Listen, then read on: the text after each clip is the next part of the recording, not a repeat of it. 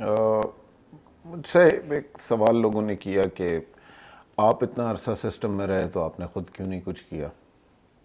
That is a legitimate question and I take that question. میں نے آج تک اس سبجیکٹ پہ اس لیے بات نہیں کی تھی کیونکہ مناسب نہیں لگتا کہ جس صورتحال میں آپ خود ہوں اس پہ آپ بات کریں. تو یہ پرسیپشن یقیناً کریٹ ہو سکتی ہے کہ جی اس نے تو یہ کہنا ہی تھا. But I think you are the best judge and you should judge. And since there are a lot of lessons to be learned from my personal experience, so I thought I will share it with you today. جیسے میں پہلے گزارش کر رہا تھا کہ جی 83% of the budget والی بات کہ جی وہ کہاں جاتا ہے, کہاں جاتا is the spending side of the budget. But then there's an earning side of the budget too, and that is very important. Japan, World War II کے بعد جاپان پہ ریسٹرکشن تھی کہ وہ 1% سے زیادہ اپنے بجٹ جو ہے وہ ڈیفنس پہ خرچ نہیں کر سکتا. وہ 1% ہی اتنا زیادہ ہو گیا. So spending of the budget is certainly necessary, but then earning is very, very necessary. Year 2000 میں so let's come to my personal experience on this. Year 2000 میں کنٹری ڈائریکٹر تھے ورلڈ بینک کے پاکستان کے لیے یوشوپا کروک صاحب. یوشوپا کروک صاحب نے ایک اسٹیٹمنٹ دی اور انہوں نے یہ کہا کہ اگر پاکستان کا tax to G D P ratio improve نہیں ہوتا تو گورنمنٹ آف پاکستان کے پاس وہ اسینشیل ریسورسز ہی نہیں ہیں جس سے وہ اپنی ہیومن ریسورس کی ڈیولپمنٹ پہ خرچ کر سکے, جس سے وہ ایجوکیشن پہ خرچ کر سکے, جس سے وہ انفراسٹرکچر پہ خرچ کر سکے, ہیلتھ پہ خرچ کر سکے. تو یہ بات سامنے آئی اور انہوں نے کہا کہ جی اگر یہ صورتحال جاری رہی تو اگلے 8-10 سال میں پاکستان انگورنبل ہو جائے گا. And of course this is no rocket science, ہونا ہی ہے, ہوتا ہے کیونکہ اگر آپ کی جیسے majority of the population disenfranchise ہوتی جاتی ہے, ان کا stake into the system نہیں رہتا, ان کو اس سسٹم سے بینیفٹ نہیں, انہیں جابس نہیں مل رہے, انہیں ان کی ایجوکیشن نہیں ہو رہی, یا جن کی ایجوکیشن ہو رہی ہے وہ ایڈیکویٹلی امپلائی نہیں ہو رہے, تو وہ ایک ریزنٹمنٹ سوسائٹی میں کریٹ ہونا شروع ہو جاتی ہے. And essentially it's a class war. تو یہاں سے جب یہ بات کی ورلڈ بینک نے تو اس وقت general Musharraf was the president and the finance minister of the country was Shaukat Aziz صاحب. پریزیڈنٹ صاحب نے ایک کمیٹی بنائی, Shahid Hussain committee. Shahid Hussain it was a very powerful committee, it comprised of C B R, the private sector, LUMS, banks, کچھ private consultants, اور انہوں نے ایک اسٹڈی کی کہ جی پاکستان کا ہم نے tax to G D P ratio کو کیسے بہتر کرنا ہے تاکہ گورنمنٹ کے پاس وہ اسینشیل ریسورسز آئیں کہ وہ اپنے ملک میں خرچ کر سکے. یہ رپورٹ پریزیڈنٹ صاحب کو سبمٹ ہوئی and it was quite a frightening report, کیونکہ ٹیکس سسٹمز کی انیفیشنسیز بہت ڈیٹیل میں, and one of the very good reports that I read in Pakistan. یہ باتیں سامنے آئیں. ہم تو خیر اس وقت باقی جو آفیسرز تھے, میں تو ایک ڈپٹی کلیکٹر تھا اور کسٹم ہاؤس کراچی میں ایک نوکری کر رہا تھا, oblivious to all the happenings that were happening in the background. ایک دن اچانک مجھے کال آئی ممبر کسٹمز کی, انہوں نے کہا کہ جی آپ کو کچھ ڈاکیومنٹس بھیجے گئے ہیں اور آپ یہ پڑھ لیں اور آپ فلائٹ پکڑ کے اسلام آباد آئیں, آپ چیئرمین صاحب نے بلایا. میں ڈپٹی کلیکٹر, ٹھیک ہے, وہ پڑھی اور پھر فلائٹ بک کروائی.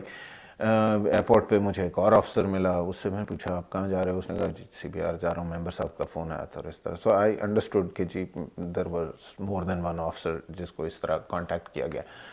ریاض ملک صاحب was the chairman and we met him, and Malik صاحب نے بتایا کہ جی اس طرح ملک کا سارا ٹیکس کا نظام ٹھیک کرنا ہے, اور یہ رپورٹس دکھائی گئیں اور پریزیڈنٹ صاحب کی طرف سے کہ جی this has to be done.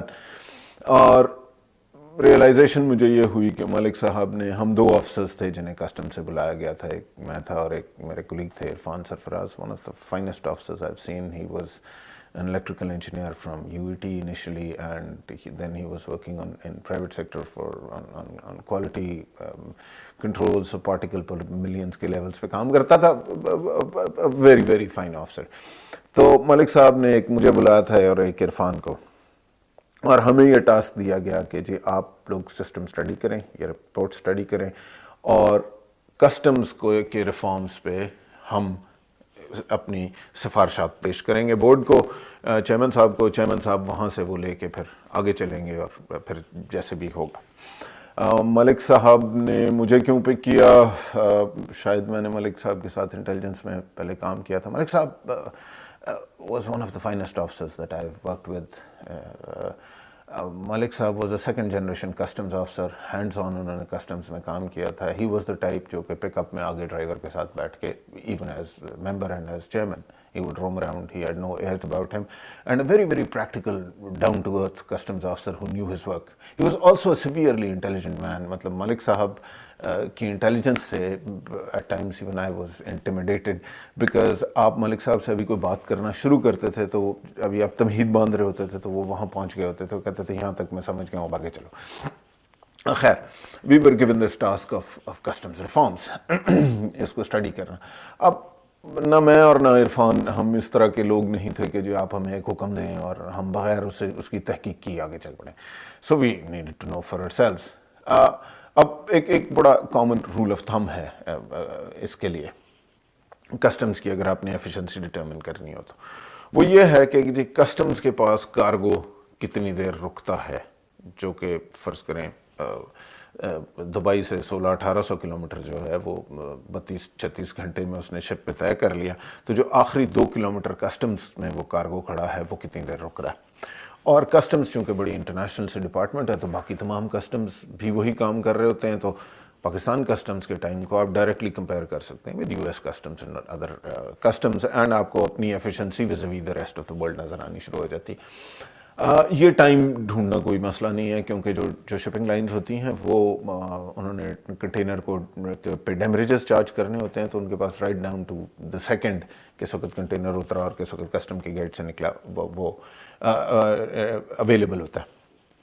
अब हमने वो टर्मिनल से डेटा जो उठाया तो 50% कंटेनर्स कस्टम्स क्लियर करते थे, ये आखिरी 2 किलोमीटर कस्टम्स के. इन 2001 50% कंटेनर 12 दिन लगते थे कंटेनर को ये 2 किलोमीटर कस्टम्स के तय करने. अब न्यूयॉर्क में ये टाइम 27 मिनट, 12 दिन और 27 मिनट, just makes no sense. And well आप सोच रहे होंगे कि जिससे फ़र्क क्या पड़ता है. एक्चुअली इससे आपकी इकॉनमी का सत्यानाश हो जाता है. इसलिए कि आपको एग्जांपल देता हूँ कि जो आज की दुनिया है उसमें फ़र्ज़ करें मैं एक बॉल पॉइंट मैन्युफैक्चरर हूँ पाकिस्तान में, तो मेरा जो प्लास्टिक दाना है रॉ मटेरियल वो मुल्क से बाहर से आता है. अब अगर मेरा रॉ मटेरियल कस्टम पोर्ट पे 12 दिन खड़ा रहेगा तो इसका मतलब है कि मुझे अपनी इन्वेंट्री में फैक्ट्री में 15 दिन की इन्वेंट्री रखनी पड़ेगी, क्योंकि मैं एक्स्ट्रा रखनी पड़ेगी, क्योंकि मेरी प्रोडक्शन लाइन नहीं तो बंद हो जाएगी. सो एक तो मेरे पैसे उसमें इन्वेस्टेड हैं जो मैंने रॉ मटेरियल्स मंगा रहा हूँ, एक वो जो कि मेरी फैक्ट्री में अब मुझे रखना पड़ रहा है, दूसरे जो मैं डैमरेजेस की चार्जेस दे रहा हूँ, दूसरे जो मेरी बैंकिंग कॉस्ट आ रही हैं कैपिटल की. सो बाय द टाइम मैं अपना बॉल पॉइंट मैन्युफैक्चर करके इंटरनेशनल मार्केट में भेजता हूँ तो it's already too expensive because the costs have climbed too much. A convenient example would be कि Japan imports 45% of the world's copper. और अगर जापान में dwell time 3 दिन भी हो जाए तो जापान एक पहाड़ हो कॉपर का और बंदा रखने की जगह ना हो वहाँ पे. सो आज की दुनिया में कंट्रीज़ जो हैं वो अपनी एफिशिएंसीज इस तरह मैनेज कर रही होती हैं कि दोपहर को 2 बजे जहाज़ लग रहा है और वो उस 2 बजे जो जहाज़ लग रहा है उससे जो कॉपर उतर रहा है जापान के लिए, वो जो 8 बजे जब उस जहाज़ ने सेट सेल करना है तो वो तमाम गाड़ियाँ, वो आईसीज, वो सर्किट्स, वो ट्रांजिस्टर्स, वो इलेक्ट्रॉनिक इक्विपमेंट, वो सेल फोन्स, वो कैमरास जिसमें सब सर्किटरी में कॉपर यूज़ होना होता है, वो फिनिश प्रोडक्ट्स रात को 8 बजे सेट सेल कर रही हैं. सो वो countries are like huge factories which are bringing in raw materials and throwing out finished products and competing in international markets. Now, customs becomes that bracket around the economy, which is the first arm of the state, which is interacting with raw materials coming into the country, and there's the last arm of the state, which is interacting with finished products leaving the country. And the moment this bracket starts going down in terms of efficiency, it drags your whole economy down. Now, इसका जो जो जो जो पाकिस्तान की imports थे हैं $4 trillion रुपए साल की इंपोर्ट्स थी, और इसका ह्यूज इम्पैक्ट है सोसाइटी पे, और हर शख्स को पे वो इम्पैक्ट जाता है, बिकॉज आपकी प्रोडक्टिविटी, आपकी इंडस्ट्री, आपके बिजली के अलग मसाइल, बाकी मसाइल अपनी जगह, लेकिन सिंपल ये, और हम उसमें क्या ऐसे तितर मोर पिरो रहे हैं कि अमेरिकी जिसके पास हमसे 1000 गुना ज़्यादा कार्गो आता है, वो 27 मिनट में कर जाता है, और हमें 12 दिन क्यों लग रहे? So obviously we started studying it. It was a horrific picture. What were we doing? There were so many reasons. आपने पाकिस्तान में तमाम सरकारी महकमों में देखा होगा, it's not peculiar to customs only, कि जी जो प्रोसेस है वो बहुत अजीब सा और कमबसम बना हुआ है। इस कागज़ की इतनी कॉपियाँ ले आएँ, इसके साथ ये डॉक्यूमेंट लगाएं, इसके साथ ये डॉक्यूमेंट लगाएं, इसके साथ ये डॉक्यूमेंट लगाएं, फिर एक पर्टिकुलर बिल्डिंग पे पहुँचे हैं, और इधर इस मेज़ पे पहुँचे हैं, और उस मेज़ पे आज पता नहीं वो साहब आए नहीं हैं या छुट्टी पे हैं तो कल आ जाएं, और फिर वो अब अगर आपके 10 कंटेनर पोर्ट में हैं और आपको 10,000 रुपया पर डे उस पर डैमेजेस पड़ रहे हैं, तो लाख रुपया तो आपका दिन का जा रहा है। अगर उसने सिर्फ आपको ये कह दिया कि आप कल तशरीफ़ ले आइए, तो you've lost 100,000. So it's the process is so cumbersome, so many documentation, and Shahid Hussain committee report ने identify किया था, and then we verified it, कि एक customs की clearance जिस पे कोई प्रॉब्लम नहीं है, उसमें 34 signatures और 62 verifications होती हैं उस डॉक्यूमेंट पे before it goes to before it can be cleared. Now this is a consignment which has no problems at all. Now, so obviously हर मेज़ पे जाने की, हर बंदे के सामने के साथ ये देख लें, फिर उसने अपना टाइम लगाया, and well, I don't want to say it, but then there's a cost for every table, right? और वो चलती जा रही है, और फिर आपको डिलेस हो रही हैं. So many reasons. So we identified each one of them, and documentation record law clear नहीं है. अगर उन साहब का मूड नहीं था, उन्होंने कहा जी इस कागज़ के लिए तो आप अपने अब्बा का निकाहनामा ले आए. Now you don't know कि जी ये निकाहनामा क्यों चाहिए भाई इस काम के लिए, लेकिन आप किसके पास जाएं? So standards defined नहीं, कुछ भी नहीं. It's not peculiar to customs. Almost every सरकार का दफ्तर इसी तरह ऑपरेट कर रहा था. So we looked at this, and we went back to the chairman sahab, and we said कि by and large the Shahid Hussain committee report is actually very, very good, and our position on ground is वाकई needs to be tremendously improved. And Pakistan में customs की strength 9,000 लोग है, और 200 million की एक population है, और इतना बड़ा इम्पैक्ट है टैक्सेशन डिपार्टमेंट्स का कि yes this needs to be done. मुझे नहीं पता कि इनकम टैक्स कौन कर रहा था और सेल्स टैक्स कौन कर रहा था, मुझे कस्टम्स की साइड पता है. And this is where we started working. So we were given the task of customs administrative reforms, care, and we were to give suggestions. अब हमने सजेस्ट ये किया कि भाई इस दफ्तर में, इस बिल्डिंग में कौन सी ऐसी बात है कि लोग ये सारे कागजात उठा के यहाँ लेके आते हैं. Why can't the office go to the people rather than the people coming to an office? So the system that we proposed was कि जी हम एक सर्वर इन्वायरमेंट क्रिएट करते हैं, डिजिटल सिग्नेचर्स होने चाहिए, इंपोर्टर एक्सपोर्टर एक दफ़ा आए कस्टम हाउस, जो आपने उससे डॉक्यूमेंटेशन लेनी है, NTN लेना है, CNIC लेना है, आप डिफाइन कर लें, आप वो उससे एक दफ़ा लें, उसको एक यूज़र नेम पासवर्ड दें, और अब कस्टम्स 24/7 365 डेज जहाँ से उसने सिस्टम में लॉग इन करना है वो लॉग इन करे, सिस्टम उसे पहचानता है कि ये बंदा है, उसने गुड्स डिक्लेरेशन फाइल करनी है, जो भी possible custom virtual customs create करने, जो पॉसिबल कस्टम से इंटरेक्शन हो सकती है वो ओवर द वेब करेगा. ये सर्वर इंपोर्टर एक्सपोर्टर से कनेक्टेड है, यही सर्वर्स नेशनल बैंक से कनेक्टेड हों, यही सर्वर्स शिपिंग लाइन से कनेक्टेड हों, ताकि देखिए जब कार्गो अमेरिका से बुक हुआ पाकिस्तान के लिए तो एपीएल को तो उसी वक्त पता है। सो मैनिफेस्ट इंफॉर्मेशन, बीएल इंफॉर्मेशन तो सारी की सारी जहाज आने से पहले कस्टम्स के पास पहुंची हो। This is what the rest of the world was doing, and World Customs Organization Brussels में इक्विपमेंट में सारे स्टैंडर्ड्स बेस्ट प्रैक्टिसेस के ऑलरेडी प्रिस्क्राइब्ड हैं, तो हमें तो पहिया नए सिरे से इन्वेंट करने की ज़रूरत ही नहीं है।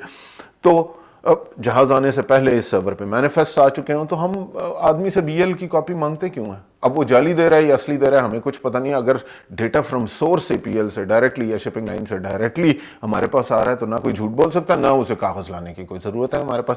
सो डॉक्यूमेंटेशंस ऑनलाइन कैप्चर हो रही हो, हमें कागज से कोई गर्ज नहीं है।